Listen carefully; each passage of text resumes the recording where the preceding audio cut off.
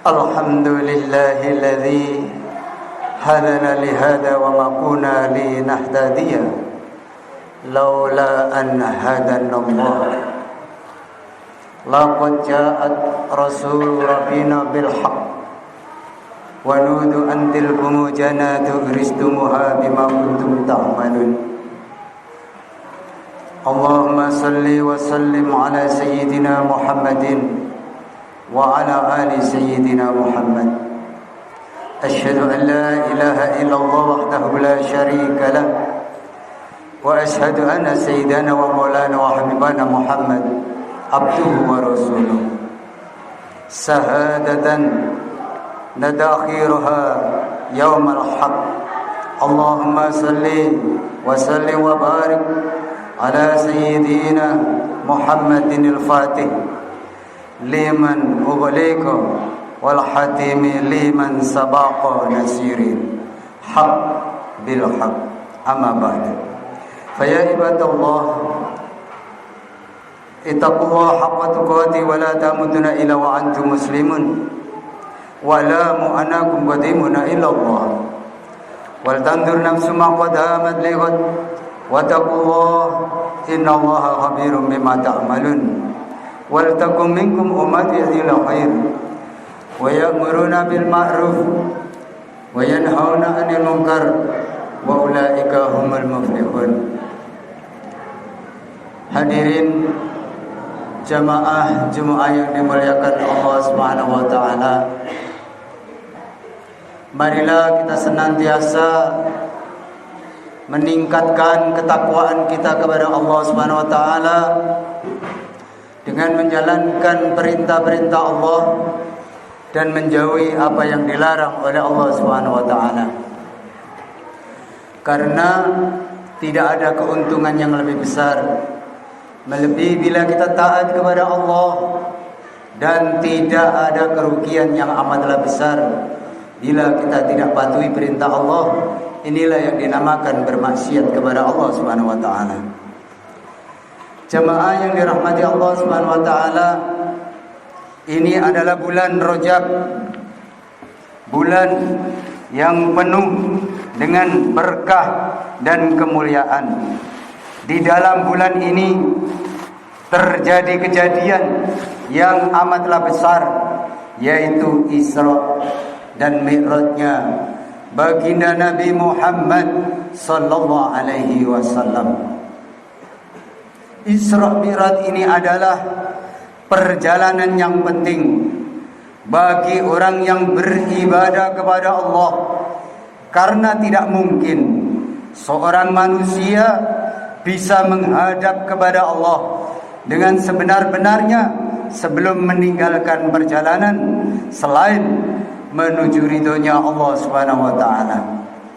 Ketika Isra Mi'raj, baginda Nabi Muhammad sallallahu alaihi wasallam telah meninggalkan Mekah menuju Masjidil Aqsa, kemudian meninggalkan bumi dengan seluruh isinya menuju langit, kemudian meninggalkan langit dengan seluruh isinya menghadap langsung ke hadirat Allah Subhanahu wa taala. Begitulah juga kita sebelum sholat tinggalkan seluruh manusia, tinggalkan seluruh dunia, tinggalkan seluruh makhluk, hadapkan hati kita ke hadirat Allah Subhanahu wa taala. Iyyaka na'budu wa iyyaka nasta'in.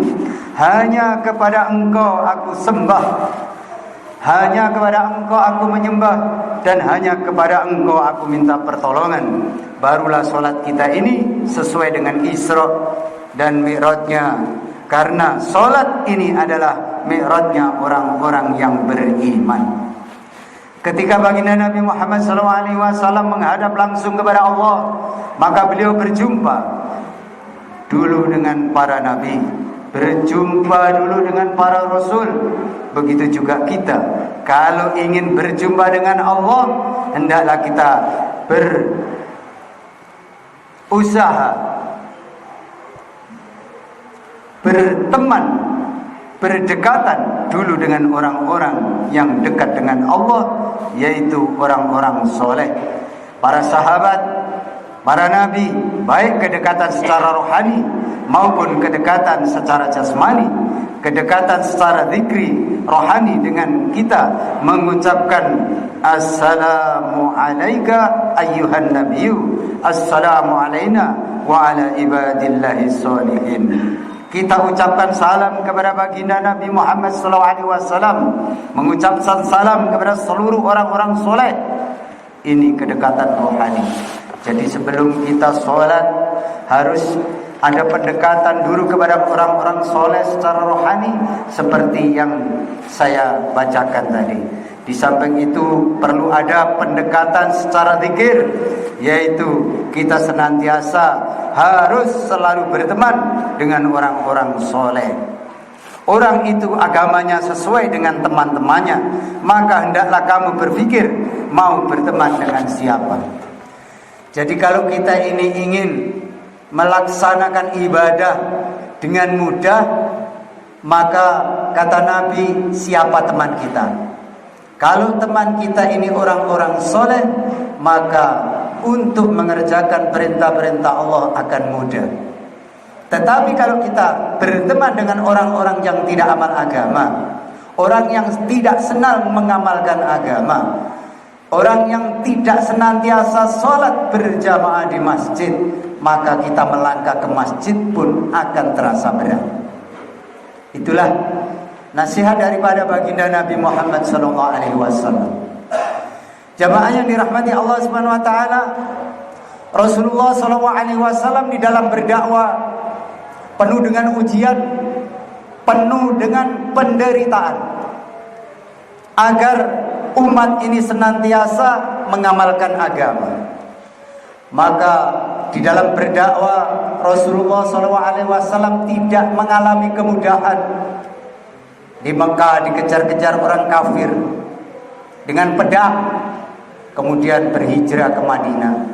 Madinah diterima, sebagian juga tidak menerima dakwanya Nabi.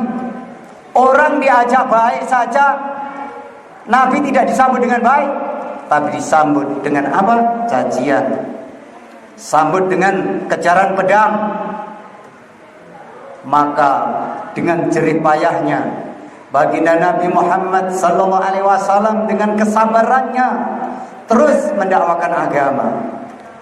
Maka dengan jerih payahnya ini, dengan susah payahnya ini, maka Rasulullah berhijrah ke kampung Taif. Di kampung Taif ini Rasulullah SAW punya anggapan, karena kampung Taif ini adalah suatu negara di mana apapun di sana ditanam tumbuh. Padi ditanam tumbuh dengan baik, buah-buahan ditumbuh dengan baik, sama seperti di Indonesia ini. Sehingga Nabi berhijrah ke Taif dengan harapan dakwanya bisa diterima dan orang Taif bisa mengamalkan agama. Maka apa yang terjadi, jamaah yang dirahmati Allah? Rasulullah SAW dipersiapkan dengan pemuda-pemuda yang gagah, tidak untuk menyambut dengan baik, tetapi dihantam dengan tinjuan sehingga mukanya lebam dan berdarah-darah, dan anak-anak kecil pun berbaris untuk melempari batu, sehingga Rasulullah di kampung Taif berdarah seluruh tubuhnya, sehingga memohon kepada Allah Subhanahu Wa Taala, sehingga Allah Subhanahu Wa Taala mengutus malaikat Jibril alaihi salam. Wahai Jibril, Rasul kekasihku sedang bersedih, maka kamu sampaikan pesan kepada nabiku, kekasihku, agar menghadap saya langsung. Maka malaikat Jibril alaihi salam turun ke bumi, ke kampung Taif ini, menyampaikan pesan baginda Nabi Muhammad sallallahu alaihi wasallam, menyampaikan pesan Allah. Wahai Nabi Allah, malaikat Jibril menyampaikan kepada baginda Nabi Muhammad SAW agar sowan kehadirat Allah Subhanahu wa taala. Maka seketika itu susahnya baginda Nabi Muhammad SAW hilang karena dapat hadiah langsung bertemu dengan Allah Subhanahu wa taala. Kita ini kalau sudah ditimpa kesusahan, disimpa kesedihan, tiba-tiba dapat surat dari Pak Lurah, disuruh menghadap bupati, bahkan presiden, langsung susahnya hilang. Apa yang terkandung di dalam makna ini? Sholat adalah menghadap Allah. Maka ketika kita sholat, itulah miqratnya umat Islam, miqratnya Muslim. Maka patut berbahagia. Sama halnya kita sedih, dipanggil oleh para pejabat, otomatis diberi kebahagiaan. Itu pun segala macam kesedihan akan hilang. Bagaimana dengan peristiwa-peristiwa yang dialami oleh Rasulullah ketika ditimpa kesedihan, dipanggil langsung ke hadirat Allah Subhanahu wa taala, maka malaikat Jibril sebelum mengantarkan baginda Nabi Muhammad SAW ini menghadap Allah Subhanahu wa taala, Rasulullah SAW dibelah dadanya, dibersihkan hatinya, dicuci dengan air kehidupan, diberi cahaya iman, sehingga Rasulullah SAW baru diantar menghadap Allah Subhanahu wa taala. Ketika Rasulullah SAW sampai di Masjidil Aqsa, ke Sidratul Muntaha, maka malaikat Jibril tinggal di pintu, tidak bisa masuk menghadap Allah. Kalau saya ikut, maka akan terbakar. Maka Rasulullah menghadap sendirian kehadirat Allah Subhanahu wa taala dengan diberi perintah, yaitu berupa sholat 5 waktu. Maka itulah mukjizat yang diberikan oleh Nabi kita, yaitu Nabi Muhammad SAW, bisa menghadap langsung kehadirat Allah Subhanahu wa taala. Maka Musa alaihissalam, ketika Rasulullah turun bertemu dengan Musa, apa yang kau dapatkan setelah menghadap Allah? Aku dapat perintah untuk melaksanakan sholat 50 waktu. Maka Musa alaihissalam, umatmu tidak kuat, kamu minta keringanan, bolak-balik sampai dengan tinggal 5 waktu. Itu pun umatmu tidak akan kuat. Maka buktinya, masjid sekecil ini kalau subur, hanya berapa gelintir orang yang bisa memakmurkan masjid. Kalau sholat 5 waktu sudah bisa menyamai majelis Jumat kali ini, maka seluruh makhluk di kampung itu akan diberi kesejahteraan, diberi kemudahan hidup, tidak akan diberi kesusahan oleh Allah Subhanahu wa taala. Maka apabila sholat subuh itu seperti sholat Jumat, maka orang-orang yang di kampung itu jauh dari bala, maka Allah Subhanahu wa taala memberi pahala dibanding dunia dan isinya, nilainya lebih baik daripada sholat subuh. Maka orang yang tidak menghadiri sholat subuh berjamaah itu adalah orang munafik, seperti halnya kehilangan dunia dan isinya. Kita tergolong yang mana? Sholat subuh masih asik dengan bantal kita, atau dengan tempat tidur kita, atau merangkak menuju masjid? Maka di dalam Isra Mi'raj itu kita diingatkan, diperingatkan bahwa begitu susahnya Rasulullah menerima hadiah ini. Terima hadiah untuk menuju surga, terima hadiah untuk menghadap Allah. Kalau kita ini diberi hadiah bertemu langsung dengan presiden, kok tidak mau, kok tidak hadir? Alangkah ruginya. Inilah hadirin yang dimuliakan Allah, peristiwa-peristiwa yang dialami baginda Nabi Muhammad SAW, agar kita ambil hikmahnya, agar setiap panggilan Allah, panggilan yang di atas presiden, di atas bupati, harus kita hadiri melebihi gembiranya. bertemu dengan seorang presiden, bertemu dengan seorang gubernur, bertemu dengan seorang bupati. Itulah baru dikatakan kita ini punya iman yang sempurna. Orang ketika ada suara adzan masih sibuk dengan dunia, maka diibaratkan orang itu hidup tapi mati. Tetapi ketika dia mendengar suara adzan, meninggalkan seluruh aktivitas menuju di mana suara adzan dikumandangkan, berarti dia hidup. Maknanya hidup hatinya ibarat tanaman disiram, bertambah segar dan tumbuh.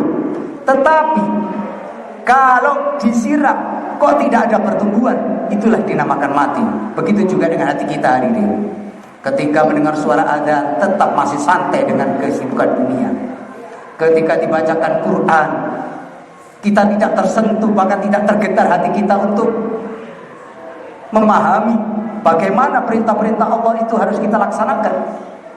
Maka dengan adanya peristiwa Isra dan Mi'rajnya baginda Nabi Muhammad SAW ini bisa kita ambil hikmahnya bahwa sholat itu adalah perintah yang harus kita lakukan apapun kesibukan kita.